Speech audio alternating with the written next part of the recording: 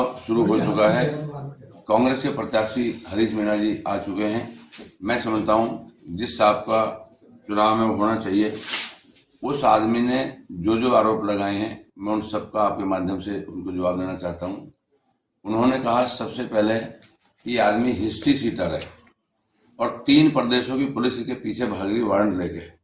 मैं आपके माध्यम से कहना चाहता हूं हरीश जी, आप डीजीपी रहे हो और डीजी राजस्थान रहने के बाद आपको पुलिस के कानून का ही नहीं पता, तो मुझे बहुत हैरत और ताजुब है कि आपने इस खाकी ड्रेस के वो अपमान किया और इस 7.5 करोड़ जनता को भी आपने धोखे में रखा कि आप डीजी लायक नहीं थे।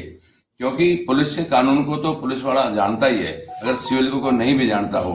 मैंने आपके माध्यम कहा हूं कि आप इस बात को साबित करो कि कहां से कौन सी पुलिस तीनों प्रदेशों की भाग रही है और वारंट लेकर आज भाग रही है। मैं 10 साल से यही हूं। आपको तुरंत उनको पकड़ना चाहिए, तुरंत उनको अरेस्ट करा के मेरे को और जेल डलवा देना चाहिए। तो आप इतनी देरी क्यों कर रहे हो?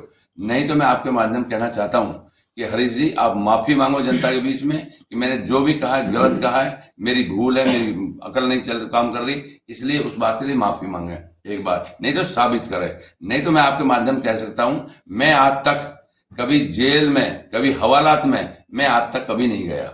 मैं आप सबके सामने कह सकता हूं मैं हिंदू हूं, मैं मंदिर में बढ़ने को तैयार हूं, नहीं तो वो मंदिर में बढ़ जाए तो वारंट वो लेके। एक बात। दूसरा, उन्होंने कहा कि आज तक मैं आपके माध्यम से कहना चाहता हूं 2015-16 में ओलावृष्टि हुई। मैं सुबह खेलनिया डकोलिया गांव वाले हैं, उसका विधानसभा क्षेत्र है। मैं सुबह 10 बजे, उस टाइम एमएलए साहब थे राजेंद्र गुर्जर, मैं उनके साथ जाके रातों रात आया, सुबह वहां पर आकलन किया। आकलन करके उसके बाद में शाम को 6 बजे मैंने मांग की और लोकसभा में मांग रखी और उसके बाद में केंद्रीय टीम आई और मैं पहली बार आपको बता दूं 400 करोड़ रुपए मुआवजा दिया। 27 हजार रुपए एक परिवार को मैंने दिया।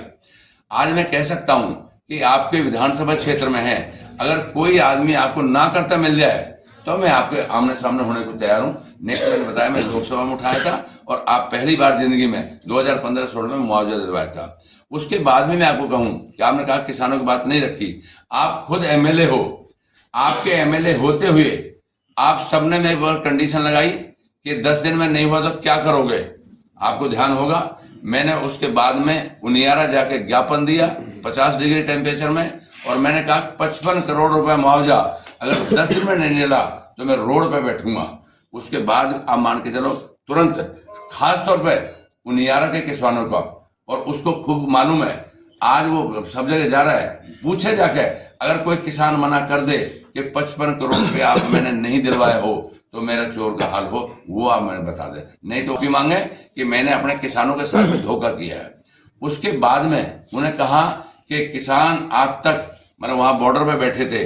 मैं हरीश जी आपके माध्यम से कहूं, आप दौसा में सांसद थे, उस टाइम बीजेपी से थे।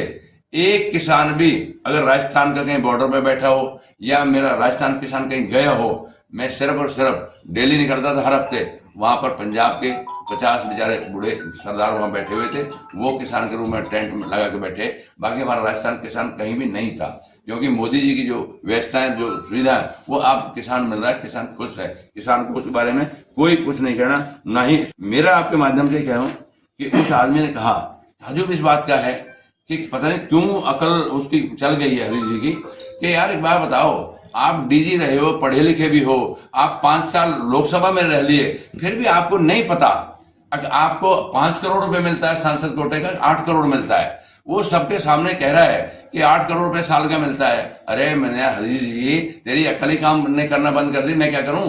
अरे 5 करोड़ रुपए मिलते हैं, तेरे को भी 25 करोड़ रुपए मिला, नहीं तेने आज तक कहीं बांटा ही नहीं। आज मैं आपके माध्यम से कह रहा हूं, मेरे से सब पब्लिक हिसाब मांगे, मैं जनता के बीच में कह सकता हूं पहला सांसद हूं, लगभग हर पंचायत को मैंने अपना एमपी लेट का पैसा दिया है। आज से पहले कभी ऐसा नहीं हुआ जो मैं आपको बता रहा हूं।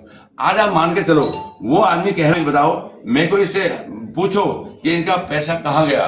हरीश जी मैं आप पे खुला आरोप लगा रहा हूं, मैं हिंदू हूं, आप भी हिंदू हो, दोनों मंदिर में घुस जाए और मंदिर में बढ़ गए, भगवान के मंदिर में ये कह दे, या तो मैं हाथ पे गंगा जल लेके कह सकता हूं कि 10 साल में आज तक मैंने 100 ग्राम बजरी का काम नहीं किया, आज तक एक जमीन का काम नहीं किया, आज तक किसी अधिकारी के पैसे नहीं लिए। नहीं तो आप मंदिर में बढ़ के अपने पब्लिक को जवाब दे दो कि मैं क्या आपकी कसम खाता हूं, ना अब तक मैंने बजरीन को काम किया, ना मैंने कोई जमीन का काम किया, और ना मैंने किसी प्रतिनिधि से पैसे लिए और ना अधिकारी से पैसे लिए। वो मंदिर में घुसे, मैं मंदिर में बनने तैयार हूं समाज के सामने। ये बात जो बार बार वो आरोप लगा रहे, इसका जवाब मैं इस हिसाब से देना चाहता हूं। उन्होंने कहा महिला पहलवान मतलब वहां पर बैठी थी, उन्होंने काफी दिन लंबा संघर्ष किया था। मैं आपके माध्यम कहना चाहता हूं, उन्होंने कहा कि ऐसे छोटे शब्दों का प्रयोग किया।